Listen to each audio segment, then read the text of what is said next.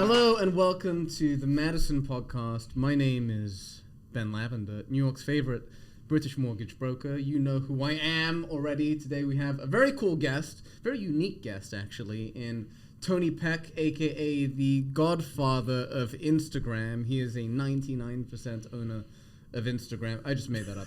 Tony, welcome to the show. Thank you for coming. Thank you for having me. Please introduce yourself to the people of America and actually the entire world that watches this. Tell everyone who you are, what you do, because it's funny. We talked about this when I met you. Like, I didn't really know what you did. Yeah. I just knew that you were like this Instagram character that was like involved in our business somehow, but I didn't actually know what it was. So please tell everyone what that is. Sure. Hello, world. I'm Tony Peck, godfather of Instagram, co-founder of Wine.U Media. We are a Forbes-accredited digital marketing agency, and we specialize with helping businesses and brands take control of social media pretty much and generate business. You know, we do content, consulting, advertising, and websites.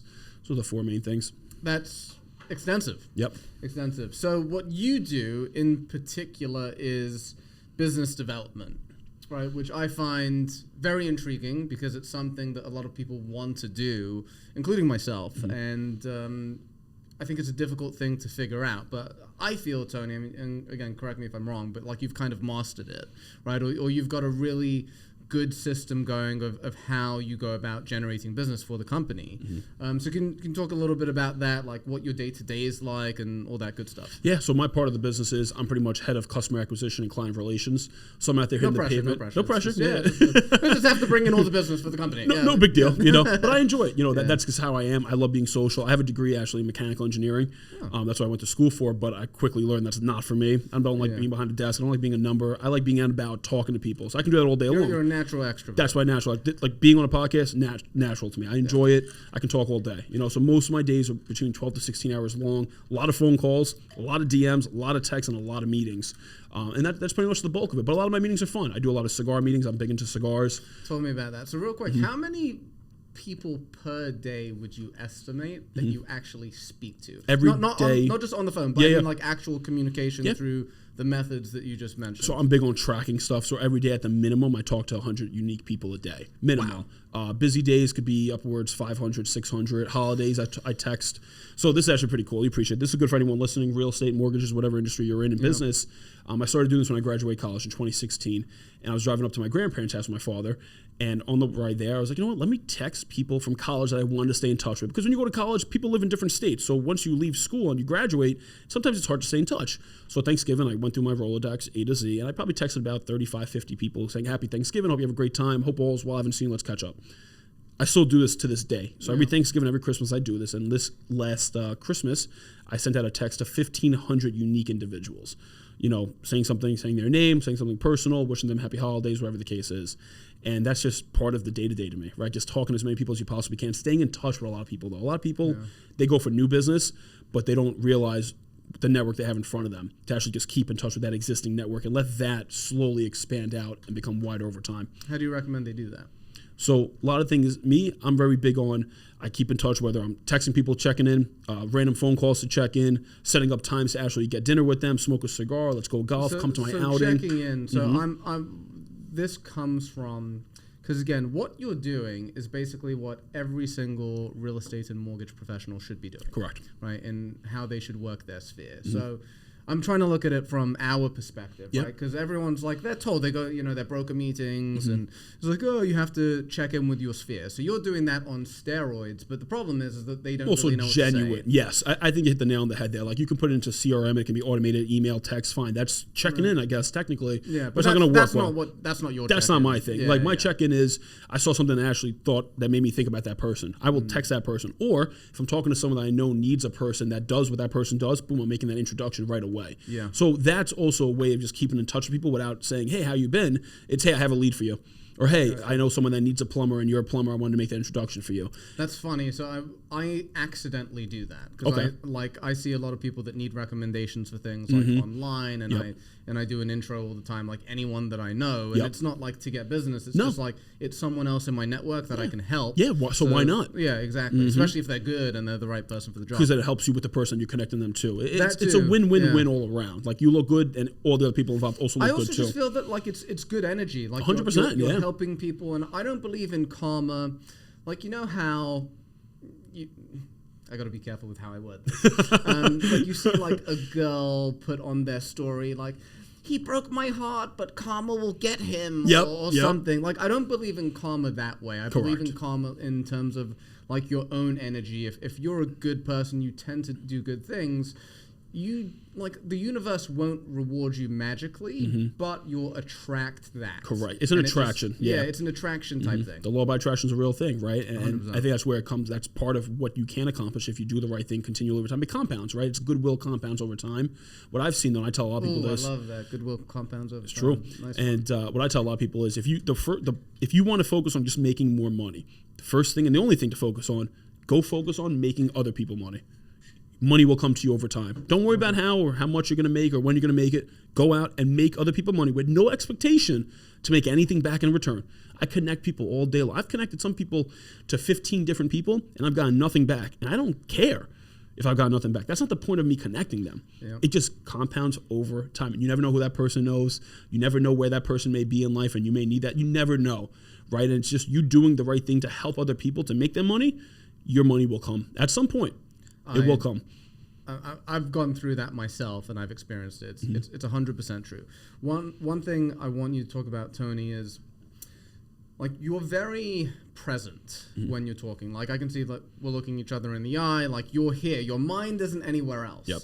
And that's something that a lot of people struggle with, and it's something that, given how you just told me like how your day is, right, and how many meetings you go to, how many people you speak to, but you're able to just like be here and shut off. Is that just, would you say that's a skill, or it's just something you do automatically? You built it? Like how it's does that by happen? design, and the reason for it, a lot of the people I deal with, they tend to be a little more older, established business owners and entrepreneurs, anywhere from the age of 35 to 65, right? So they almost have that older school mentality, and they want respect when you're meeting with them. Especially, I'm a younger kid, I'm 28, right? So most of the time, I'm the younger person in that meeting, and I almost have to live up to understanding to them that, hey, I want you to respect me because I respect you. And the way to do that is to be present in that moment, in that meeting. And does it take away from me answering texts and DMs and calls? Absolutely. But the amount of power you gain by being present in what you're actually doing, it's an exponential benefit, right? And the people, for me, I have a big social following, right? I have a brand online. It's a known thing, especially in the local area. It's nothing to be. I've taken 7 years to build it, but it's exactly. a real thing. It took work. But because of that, when I am present with someone, they respect and appreciate it that much more because they know what I have online and what my brand actually is built. That's a great point. So that alone, that helps. Like even me sending out those texts on the holidays, I send texts to people that I worked as an intern at Con Edison when I was in college, as an engineer. I still text people from that job on the holidays, and they follow me along for the past 8 years, 9 years since I been out of school. It's all connected, and it means so much to them.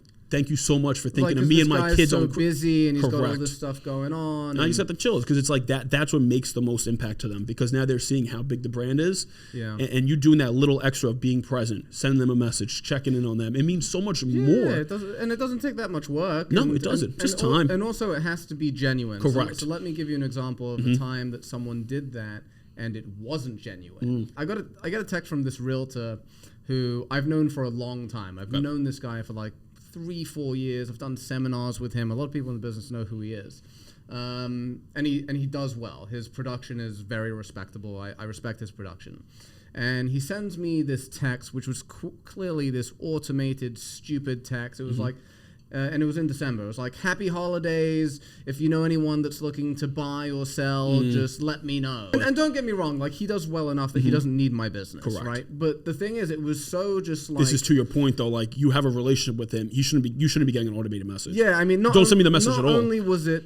I don't even think it was automated. I think it's a copy and paste. He copy and pasted it, and then on top of that, he didn't even put my name in there. Yeah, so my name wasn't in there, and then on top of that, it's obvious that that wasn't catered to me. Yeah. So, yeah, again, the guy doesn't need my business. He does well, but as you said, like I'll never send him anything. You know, if we cross paths, sure, right? But like, he won't be my first choice. No, it's not gonna be your first option anymore. Right. And, it brings up a good point though too, because like during my holiday, I do Thanksgiving and Christmas, and then I get the same amount of texts typically on my birthday. So 3 times a year is when I get that onslaught of like 1,500 messages now, and it's kind of cool because I always ask people like how many people text you on Christmas, and you just get the feeling of how large your network has grown year over year. Because there's really no tangible way to see my online brand growing besides how many more people know me, right?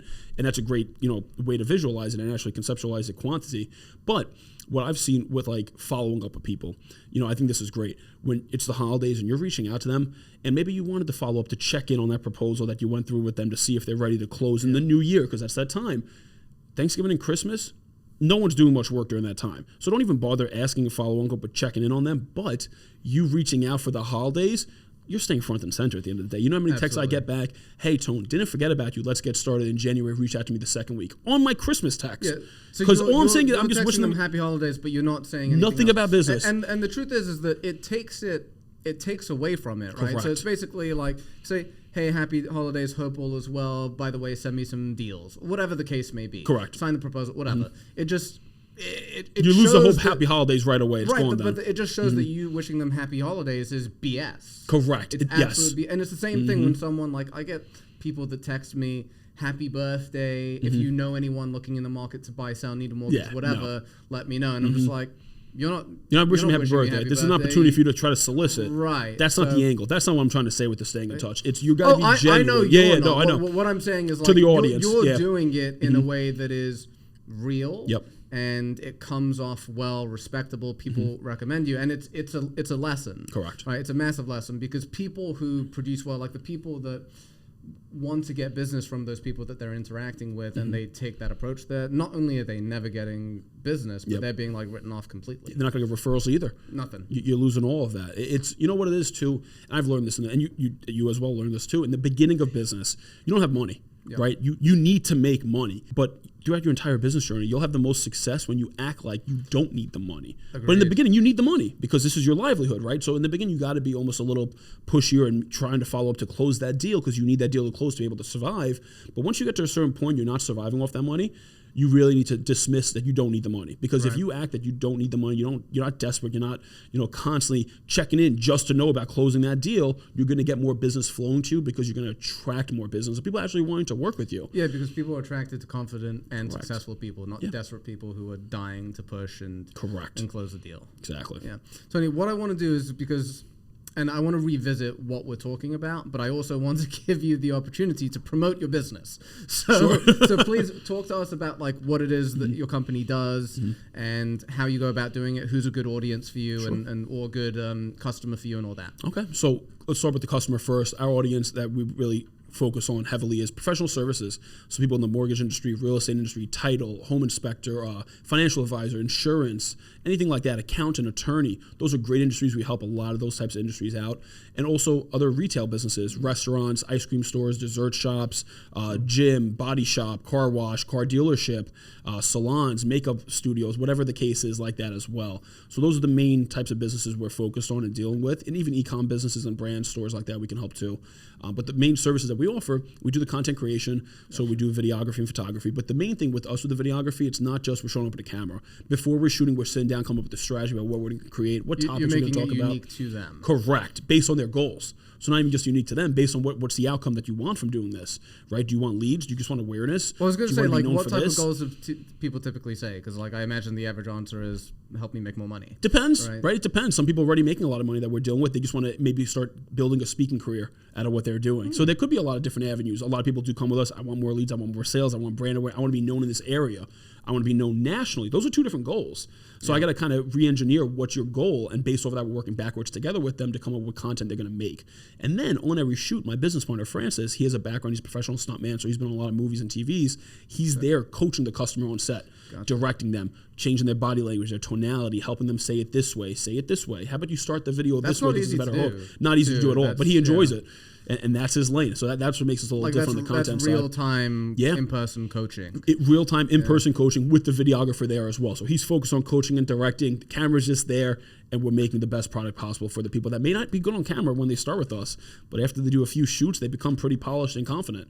That's interesting. It's pretty cool to see. That's quite unique. I haven't heard of that before. So that's one unique thing right there. Yeah, like I've heard of media companies like will come and help you shoot some videos and some content. You need that idea almost most of the time. Yeah, but like the coaching is a little bit different because I think also a lot of people, and it's smart that you have it because a lot of people say I want to do that stuff, but I'm scared of how I look on camera and you Correct. have an immediate rebuttal. We'll help you. Exactly. Right. You're not left Strong. alone. We'll help you with that. So that's been a big thing, the content. Another thing is the ads online. So we run ads on Facebook, Instagram, Google, YouTube, LinkedIn, and TikTok. But depending on the business and the brand. I just met with a restaurant in the Bronx. They're an Italian restaurant. They're going to start doing ads with us. They're going to be running on Facebook and Instagram, right? So it's based on their goal, their spend, their demographic, who they're trying to attract. Then we come up with the game plan, but what platforms make the most sense from there. I have to say that this is like one of the cleanest pitches, even though you're not really Appreciate pitching that, me. Like it feels conversational. But I bring it up and I step to the side here because I think it's something that people can learn from. Truthfully, it's like you know your product so freaking well. Appreciate that. That it Thank just you, yeah. like it. It's just like I never sell, right? Yeah. I'm here to Yeah, educate it doesn't people. feel like you're selling. And that's never Yeah. the goal, right? That's never the intent. I think the best salespeople, because I don't consider myself a salesperson, but that is what I am at the end of the day. Yeah, but it's not how you do It's it. not how I do it, right? I'm here to build relationships. I'm here to educate you on what we can help you do. That's really it, right? And if it makes sense for you, great. You're going to jump on board. If not, I'm not going anywhere. I'll be here when you are ready, if you ever do become ready. So most of my audience is a combination of loan officers and realtors, right? Some home inspectors, I guess. What type of loan officer or realtor would be good for you, and what type wouldn't? So actually any type, and because of our third service that we offer too.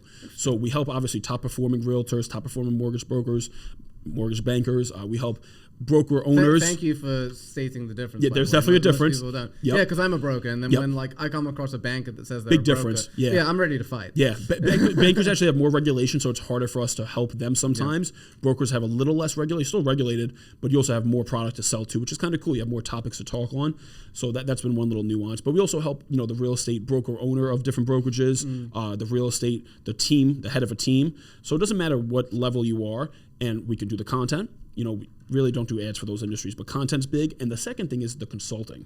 So that's been a massive breadwinner for us because we're able to help teach whoever we're working with what they can do specifically custom to their brand and their goals and give them actionable, executable items. Some clients, we teach them how to film their own content. And I will teach them all day long because they're not going to use us to film. And that's okay, but they want to do it themselves. They want to use their phone, a ring light, a microphone. They have time. They want to know. You got time. You're maybe a newer agent. You're like, I don't have the money to pay for them to do my content, but I have the money to pay for them for an hour of consulting to teach me how I can do it myself. And then what can I do with this content to get business?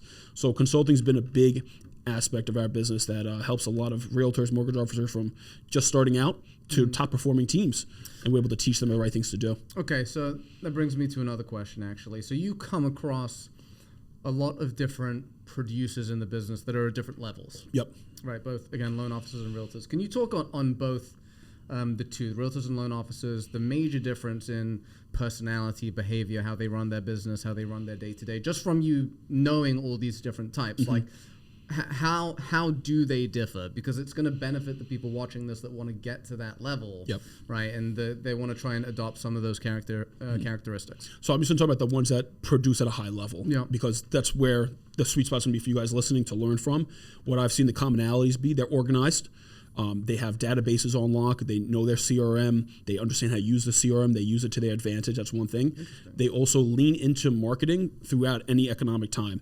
Whether it's a slow time in the market, slow time in the industry, they're still doubling down on marketing because they know a lot of the competition is easing off the gas pedal. So they see this as an opportunity to take market share. And when they take market share during the slow time, if everyone's slowing up, it's hard for the people behind to catch up then in the future. What do you think I've been doing for the past year? You're doing this. That's why he's a top producer. It makes, but it's a reality of it, right? This is one of our secrets. And not only that, though, aside from actually choosing to do the marketing, it's also knowing about adapting to new things. So a lot of the top successful guys I know, they don't know anything about social media, but they're 45 and they've been in business for 20 years, but over 20 years. Sorry to interrupt you, Tony, good. but so I have a coach, right? And I started up, he was my coach halfway through my career. I started again with him about a month ago. And something that he was talking about when it comes to these trends, these marketing trends, is that the most successful ones in the business tend to be earlier adopters, right? You can't jump on the bandwagon. So like an example, and we've talked about this, so my video style is good. The problem is that everyone's doing it, right? And it's starting to look the same. So now, we're switching it up with different types of content, addressing the same things, doing the edutainment styles, in different ways, but doing it different ways. But my point is you have to be an earlier adopter to really stand out, and it takes a couple of cojones to really do that, right? Because sometimes you want that proof that it's successful, and then you see that proof, and then you jump on, and then you're like, I'm doing it, but the problem is all the other people waited for the same time like I did, and now it's like also kind of like investing in the stock market or whatever, and then you jump on when the wave is too high and you missed it. You missed it. So you hit the nail on the head. That's actually where I was going with that. If I've worked with people that are 45, they've been in the industry for 20 years, and the reason they've been so successful for 20 years to be successful is a massive, amazing feat. So anyone listening in, you've been successful for 20 years, I applaud you. It's not easy, but these guys that have done that, it's because of exactly what you said. One, they weren't afraid to try something new earlier than the competition. And sometimes I get feedback, or I don't want to say feedback, but almost like an objection in a sales meeting where, well, my competition isn't on here yet. And my rebuttal every time, and this is what the successful guys think, is that's your opportunity. You're going to be there before they're there. And you're taking market share where the rest of your competition is not advertising. They're all on Zillow, right? But if they're not all on social, that's all yours. And now if you want to really get hyper local about being the guy in the local area, whether it's, in Westchester or in the Bronx or in Long Island or specific parts of Long Island like the Hamptons, you can take over that local area when your competition is not there at all because you have no competition on that platform. So I explain that to them. And then to the second point, what if your competition is already on there? Well, you waiting to get on there is not going to do you any justice. You're already behind. Jump on. Stop waiting now. You've seen they're having success. Get on there and start taking some of the market share that they've already taken because now you're a little behind. So it's to either of those lights. But these successful guys, they understand that they can go to these places and do things before the competition goes there. Even if it does fade out and doesn't become successful, they'll try 10 new things. If one sticks, it pays them 100x. And they understand that. So they're willing to try new things before the industry starts to jump on ship. So it's a different mindset. It's a mentality. Yeah, which is, I don't know if that's something that you can really teach or... You just got to have it, man. Because like these guys, they were doing radio before radio. You know what I'm saying? Like all through their career in business, every new thing that came out, they tried it before their competition tried. And that's what kept them successful through the years. Because they constantly tried the new... It wasn't like, okay, I tried one new thing and I'm still successful. No. Every year, if something new came out, I'm still going to try it. And they give it a run rate. They try for a year, 2 years. Like they don't just try for a month. Yeah, they give the successful guys give it a chance. They know. Tell. And it's different for everyone. They like commit. how it... Correct. How it works for them, because it may work for some other loan officer, but it might work for you very well because your style's different or you resonate with that audience exactly. better. Yep. So that's important to take note. And it's funny that we're talking about the early adaptions. I was just selfishly thinking of myself. And I started doing video marketing in 2018. Okay. Yeah, you were well ahead of the curve. Yeah, no one was doing it. Realtors weren't really doing it. No loan officers were doing it. Especially not locally. Yeah. Especially not locally. You want to talk nationally, maybe there were a few. But you want to talk about the local area? And it's legitimately, that's kind of what put me on the map. And I don't know what kicked off or why I did it. It just happened. It just happened. I mean, I learned from like a guy that told me to do video marketing maybe 3-4 years before that. But it took me maybe 3-4 years to feel confident enough to do it. I felt like maybe I needed to master the business a little bit more before I felt confident enough to go on camera. Maybe that's what it was. I don't know. But yeah, it's being an early adopter is a tough one. It's a life changer. Sure. Yeah, it takes cojones, man. It does. It's I was doing it now. I started my brand on Instagram 7 years ago. Wow. I started 2016. I thought I was behind. That's the funny part. Me and my partner were sitting down, we were talking about it. We're like, well, everyone thought Instagram would be dead by now. Correct. Yeah. Never think it would be what the pandemic definitely helped, definitely explode the online space. Like our business took quantum leap because more people realized I got to be online now. Yeah. Some people will come to us, they didn't have a website for all these years, and like we actually need a website now because we can't survive without it right now. So that was an interesting change in the landscape in the game to get more people online. I think that's what you're starting to see, a little saturation in your industry. Absolutely, because they're starting to realize, I should have been doing this a year, 2, 3, 4 years ago. Yeah, but it's good for everyone. And look, at the end of the day, it is saturated in terms of reaching a new audience, I think. But if it's kind of what you do, and to be fair, it's what I do, is that I use social media as a form or a technique to stay in touch with my sphere. Stay front and center. Yeah. Exactly. Like, so people literally ask me, like social, like what's your strategy? It's like, look, to me, it's just a top of mind tool, right? Which is why I don't care if the content is perfect or not. It's just like, look, if they don't watch the entire video, worst case that they're reminded who I am and what I do. Correct. You hit the nail on the head. A lot of people in your space, specifically real estate, mortgages, they lose business to people that they know because that person forgot what it is they do.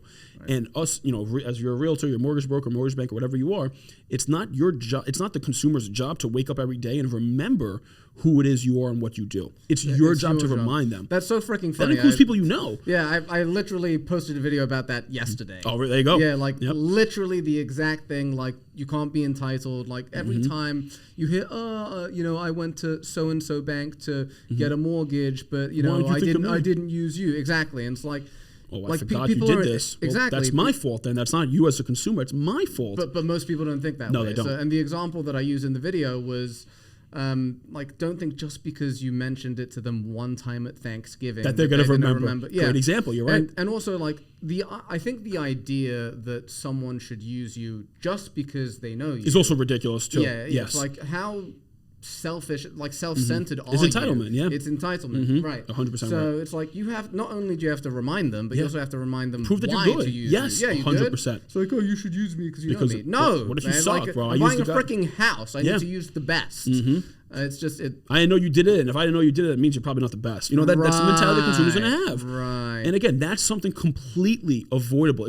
We're in 2023. It's crazy. Use your personal Facebook. Everyone that's listening has had Facebook for at least 8 years. Yeah. Right. At least. So people that know you are on your personal Facebook, post on your Facebook. There's no reason not to. It's people that know you, but they're gonna forget what it is that you do if you don't talk to them every day. Right. And me, I'm someone that talks to a lot of people every day, and I still know it's not their job to remember what it is I do. I need to constantly stay front and center.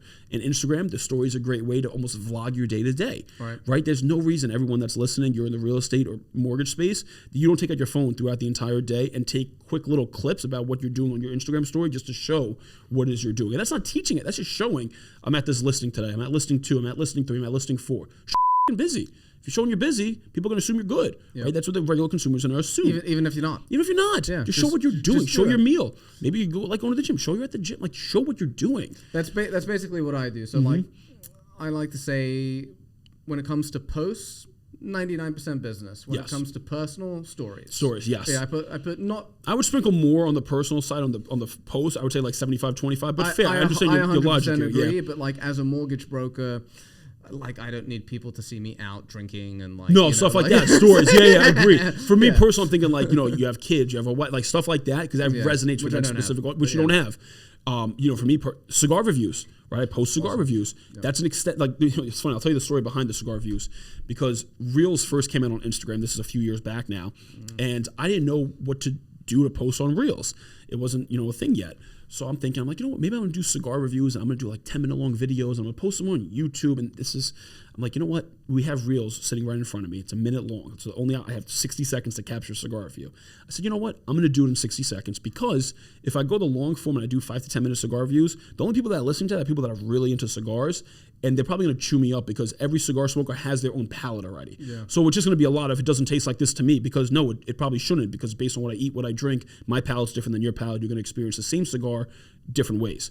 So if I do 60 seconds, I can appeal to the guy that smokes cigars 4 to 12 times a year, but doesn't know what to buy when he does need a cigar for a bachelor party or for a wedding or for a birthday party. So on that note, I actually have a bachelor party coming up in 9 days from now. There we go.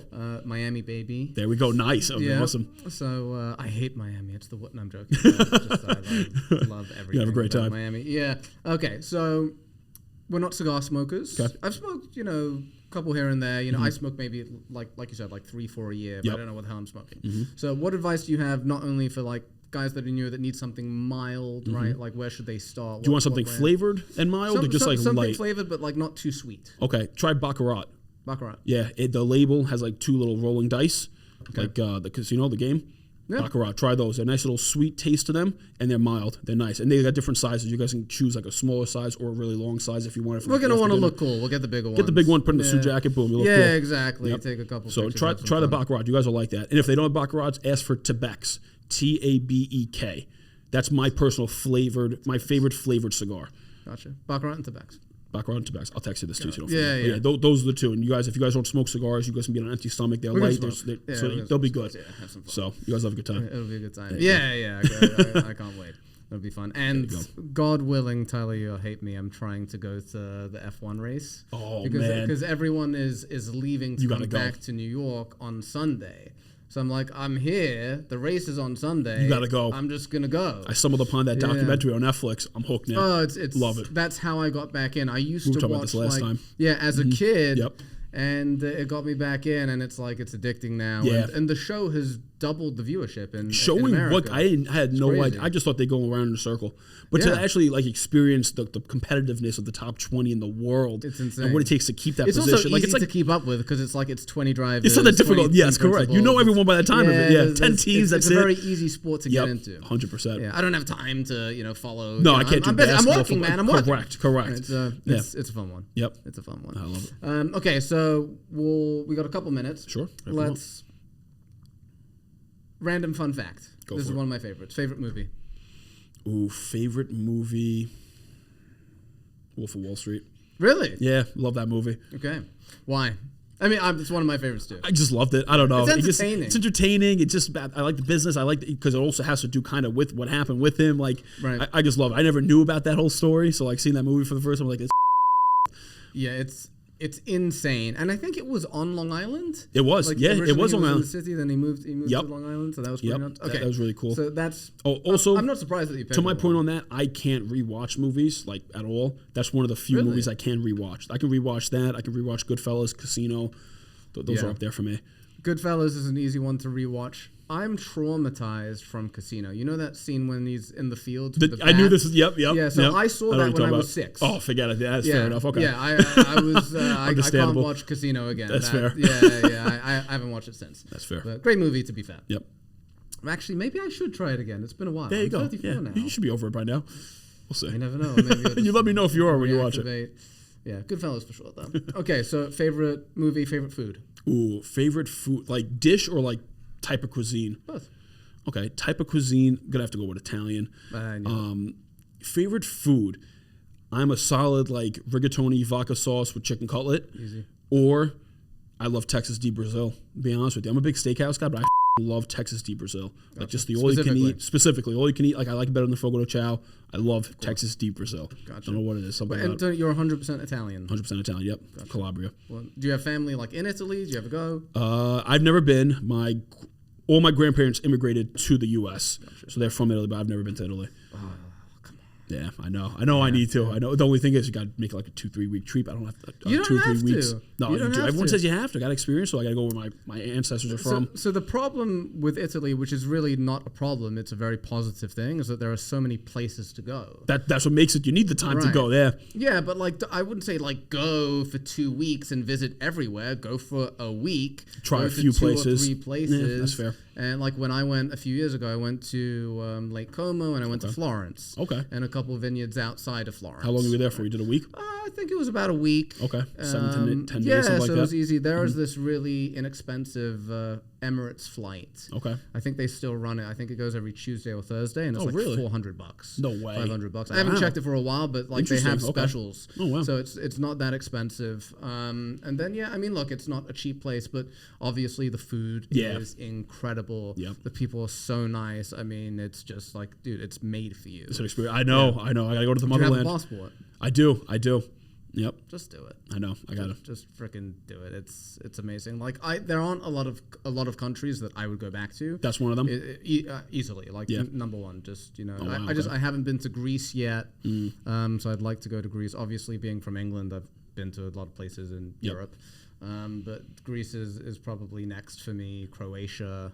Ibiza would be really cool, but we'll see. That's fair. So, yeah, that would be cool.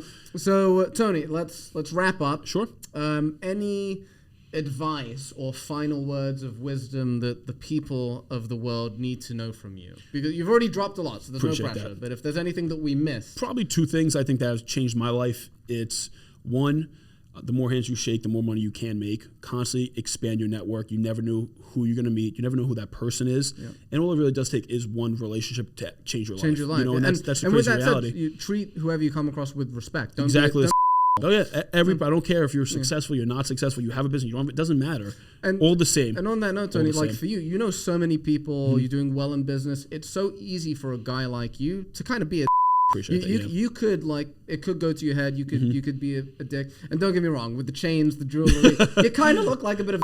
But I say that as a compliment. Look Italian, thank you. No, but it's like it's part of your personality. Like you're the freaking nicest guy. Appreciate and that. we've Thank met you. in person. This is the second time we're meeting in second person. time. Yep. And it's like I feel like I've said known this you the for a first long time. Yeah, I appreciate that. Yeah, we That's met one of the biggest like, compliments at I can the, get. at the Compass Westchester thingy that I sponsored a month ago. Yep. And it's just like, and that's another thing. And let me know if you agree with this, because I feel like this is how you behave, in that you treat everyone that you interact with like you've known them for a long time. Correct. Yep. 100%. And I'm one of those people that's like, that old school mentality. Can't trust someone until they give you a reason to trust them. Me, I trust everyone, and then it's really up to you to hurt, to break my trust. And because I do that from the get-go, I become so much closer to so many more people faster. And have I been of course, but that's natural regardless. But the people that have me over, right? I'm so much deeper with. Yes, it outweighs it so much more, and I'll do that all day long. Net positive. Net positive. It's just the way it is. I've been saying that a lot recently. Net I like positive. that. There you I don't know go. where I got it from. Yeah, Cool. more Maybe I got it from you. Maybe I got it from me. All right, Tony. Well, this was awesome. Thank you for having me. It was Thank you. awesome. Pleasure, brother. Appreciate it, man. Thank you. Peace.